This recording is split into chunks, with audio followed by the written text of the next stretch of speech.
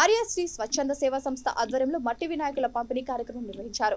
వినాయక చవితి పర్వదినం పురస్కరించుకొని నంద్యాల జిల్లా చాగళ్లమర్రి మండలం ముత్యాలపాడు గ్రామంలోని అమ్మవారిశాల ఆవరణలో మట్టి వినాయక విగ్రహాలు పంపిణీ చేపట్టారు. స్వచ్ఛంద సేవా సంస్థ అధ్యక్షుడు టంగుటూరి రంజిత్ కుమార్ 50 మట్టి వినాయక విగ్రహాలు భక్తులకు ఉచితంగా పంపిణీ చేశారు. ఈ కార్యక్రమంలో ధీటి వెంకట నరసింహులు, చాకలి నరసింహుడు, టంగుటూరి కుల్లాయి తేజేష్, ఇండ్ల వెంకటరెడ్డి, సుదర్శన్ రెడ్డి ముఖ్య అతిథులుగా హాజరై ప్రారంభించారు. ఈ సందర్భంగా అనాథ రక్షక్ సేవా ఫౌండేషన్ వ్యవస్థాపకుడు వల్లంకొండు సాయి సుదర్శన్ రావు మాట్లాడుతూ పర్యావరణ పరిరక్షణలో భాగంగా ప్లాస్టిక్, ప్లాస్టర్ ఆఫ్ ప్యారిస్ వంటి వాటి స్థానంలో మట్టి వినాయక విగ్రహాలను ప్రోత్సహించాలని విగ్రహాల పంపిణీ స్వచ్ఛంద సేవా సంస్థ ఆధ్వర్యంలో నిర్వహించినట్టు తెలిపారు.